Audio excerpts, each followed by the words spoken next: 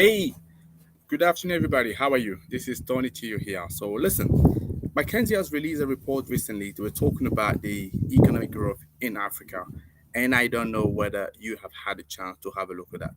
If you had a chance to look at that, I think that's what I want to talk to you about, right? So, because I had a chance to dive into this report, read that, and it makes a very interesting reading. I just wanted to share some open thoughts, reflection that I had, about it, and just share some of the insight that I picked up. Because as you know, usually when there is a reporter coming out, I like to dissect it and come back to you and talk to you about, what is my understanding about it. Is that okay? Excellent. So if you're joining this channel, so welcome back, guys. So my name is Tony T. I'm the founder CEO of Renewables in Africa. What we do is very simple. We make sure that we demystify the renewable energy sector. Yeah, we make it seamless and easy for you to understand it and to see how it works. Yeah. So I know I'm starting a little bit later than usual today. What? Simply because the weather is beautiful, right? So and I'm having to enjoy it. And I thought, hey, let me let me take the time to enjoy myself here, with the family. But I definitely still want to connect with you and to have a discussion, right? So I want to talk to you about this report. But before I do that, so let me just share with you and say, if you haven't done it yet, it's still time for you guys to connect with our platform, right? So we broadcast from 5 platforms. So we have YouTube, we have LinkedIn, we have Facebook, we have Telegram, and we have Twitter, right? So whatever channel works for you, just go with it. Ideally, my preference for you is to sign up for all of them, so that you make sure that you don't miss out any of our information, right? Any of our videos, so you get to be aware of it immediately. Yeah. So that is actually my purpose. But if there's only one that works for you, just go with that. So now let's go back and talk about this report, shall we? Yeah. So and make sure that if you like it, just obviously subscribe, comment and share with people that you know. But why do I want to talk about this report? Because usually, as I said, you have groundbreaking report like that, or studies or analysis, survey, whatever you want to call it. Yeah, they usually will come out and we don't take time to have a look at it. Yeah, and we're still evolving with a very good old understanding that we had about the continent. Yeah, and it's good for us to take the time just to read it and to understand what's in it. So that's exactly what I did. And some of you may be asking, Tony, what report are you talking about? So I think there was a report that McKinsey has released recently. I think it was probably a few days ago, talking about the economic trajectory of Africa. So if I can look at the let me just share with you the report exactly. I can show you how it looked like. So if I'm able to share my screen, that'd be brilliant. Yeah. So as you can see, I'm just doing this video live. So so don't be shocked if you can see that. I'm having to look for information here myself. So 1 second, I should be able to find it for you. I just want to show you first of all how it looks like, yeah, and then you can see what report I'm talking about, and you can then go back and share that for yourself. So it doesn't look like, okay, if I go for my Insta screen, probably better this way. 1 second, can I? Yep, I found it. Yep. So that's the report I'm talking about, right? So I'm just going to come back to that page before, but afterward. So that's the one, reimagining economic growth in Africa, right? So turning diversity into the opportunity. So that's why I also had in terms of my title here. That is what I am. I took the time just to look to dissect, understand what is the information behind it and how can it be of, I would say, of importance for us, because that's the way you want to do as well for your own business. Yeah, you look at that, you look at obviously what the projection and how can I position my company before we move forwards, right? So that is what I'm advising that you do. Yeah. So I'm sure many of you will do the job to go back and then look at that carefully and then make their own conclusion. But what I want to do here is just to share with you what are my thoughts. And there was a lot of striking information around it. Yeah. So the first information that I picked up, yeah, it's the fact that yes, the population of the continent is growing. We all know that Africa is a continent with a lot of people. And actually, if we're looking at the projections by 2050, so that's what the report said, right? So Africa is going to be adding about I'm just rounded up, right? 800 million young people into the continent by 2050. So that's significant. That's significant, right? 800 million. And if you can't really appreciate that, let me just compare that with what the report said regarding the other continent. So, India, for example, okay, it's not a continent, obviously, but it's a country, but I would say is as big as Africa in terms of population. So, India, for example, will be adding another 200 million.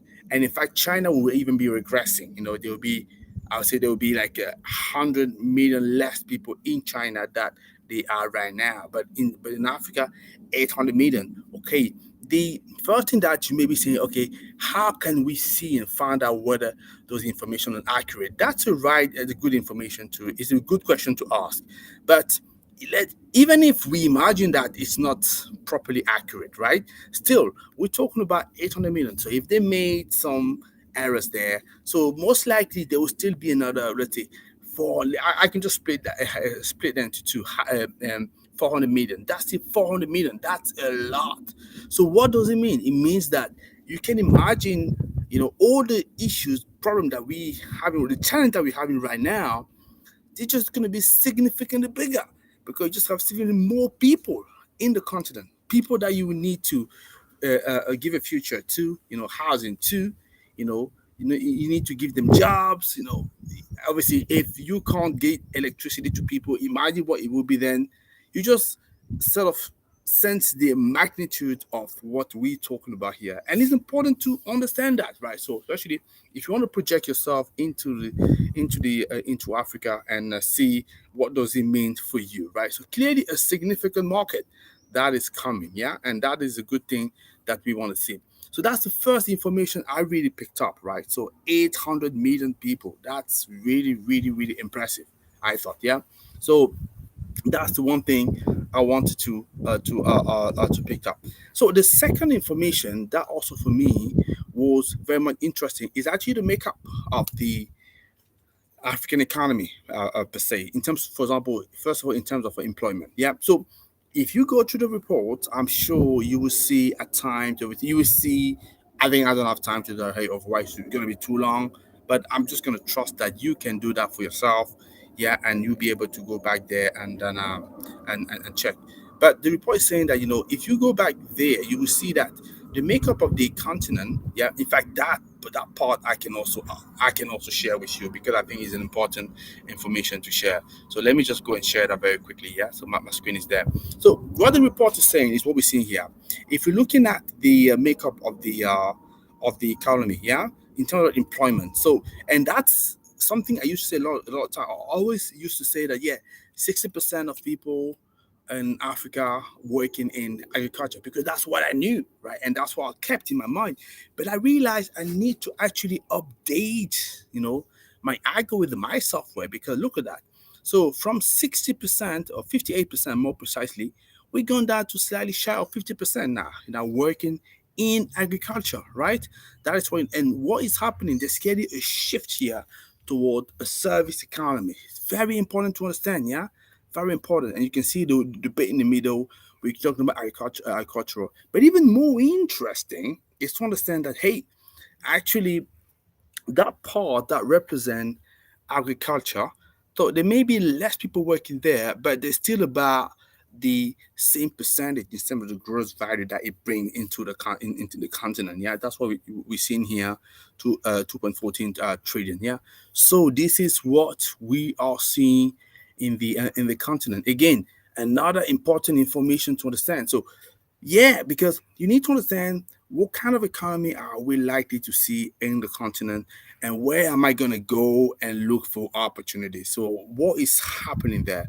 So if you're shifting, things are shifting, so that means clearly economic growth is happening because that's also has happened in other places. Probably the pace is a little bit slower than what we had before, but clearly there's a shift here.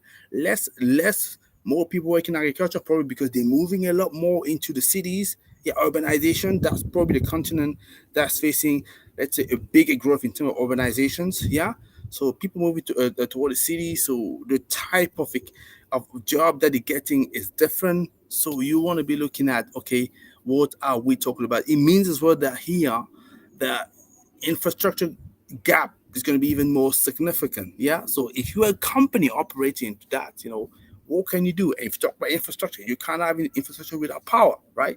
That's the kind of information that you want to get. So that's the second information I thought was interesting, is actually the makeup of the actual economy for the continent. So the other piece that I want to talk to you about. In fact, there's so many information that we could see, right? So many good information that we can pick up for that from that report. What I'm doing here, summarizing. I'm just going to give you one last piece that I thought was very interesting. I'm just going to leave you with that, and after that, I trust that you're going to go dive yourself into the report and figure out as well. So what could be very interesting for you? It's understanding that, would you know that there is about more than 300 companies across Africa, obviously, with turnover revenue over, bear in mind, watch out, $1 trillion, sorry, $1 billion. Would you imagine that? Yeah. There's 300 companies. Yeah, that's not insignificant. Yeah, I know on the size of the continent, we can expect a lot more. But I'm pretty much sure a number of you even didn't know that. They know that. So that's the kind of information you want to find out. Probably want to see, okay, where are those companies coming from? Yeah. Why would you want to see where would this company coming from? Because that means if you are doing business and you want to target those big companies, doing job, because I believe those are the ones gonna can afford my services, or at least if I find myself in front of this guy, I need to understand who they are. You need to find out where are those countries where they are. So again, I'm just gonna share my screen here, and it's gonna be quite interesting for you to see. Hold on a second, and that's the map that I have. And you can see here they are. Yeah, that's 245. So slightly shy than half of them actually are in South Africa. Look at that, 147. South Africa can dominate. That's where you have company with more than $1 billion to turnover, right? And then you have the Nigeria. Sorry, you have Egypt, Nigeria, and then you have Morocco here. So it gives you an idea where are those companies, right? But what it means as well, it means that if you see, you can see if you see where those companies are located, it give you what is to the size of the potential for other countries.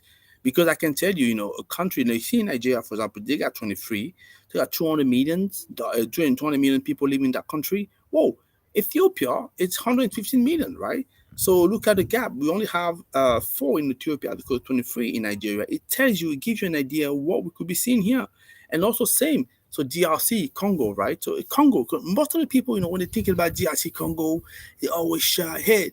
I don't know whether, the country is worth going there, doing business. Oh, I appreciate their risk. But what I'm also showing here is you have at least 4 companies that are doing $1 billion business, yeah, in that country. So how are they doing it? Why would they be going there if there was nothing? Yeah. And imagine also, obviously, there's a lot of resources in GRC, obviously, yeah.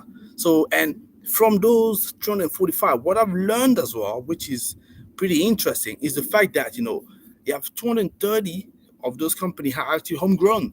That means that either from the country or started by an African entrepreneur. Very interesting and very encouraging. Obviously, that number, we can multiply that 10 times, yeah, easily, yeah. So, but at least it gives you, opens some eyes to people here as to what's happening in the continent. So those are just 3, I would say, insight I wanted to share. I don't want to be too long because we're going to spend days and days here. And listen, some of you are experiencing magnificent summer or great time wherever you are. Yeah.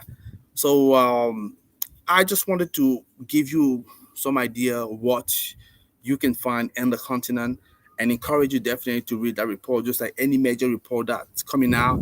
And that's how you're learning how you can move ahead. So the key question for me, I just want to ask, so if you are a company that are interested in the market, what are you doing to make sure that those big companies, those $1 billion company know about your product and your services? Because I've said in many other, lives, one of the main challenges people are having in the continent, they have great product, but nobody know about you. It's obscurity. He don't know you.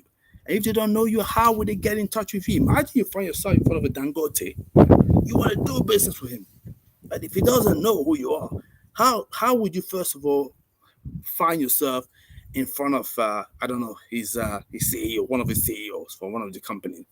They won because they just don't know you. It's important to make sure that people get to understand who you are and what is that you're doing, and that is what we are passionate to do for you, right? So we're very happy to discuss with you how you can make it happen. So make sure that if you watch this video, you drop an email there, and I'm happy to tell you more about it. Yeah, so that's great. So that's the quick video I wanted to do with you. So in a week time, I'm gonna be in Nairobi, Kenya. So I may not be doing a live, so we'll see.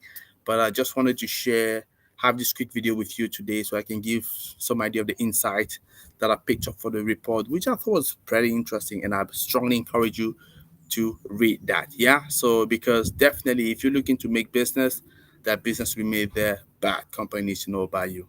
Is that okay? Excellent. I don't think there's any other questions of why I would have responded very quickly, but just wanted to say, guys, as usual, pleasure to see you, and look forward to see you next week. Take care. Bye bye.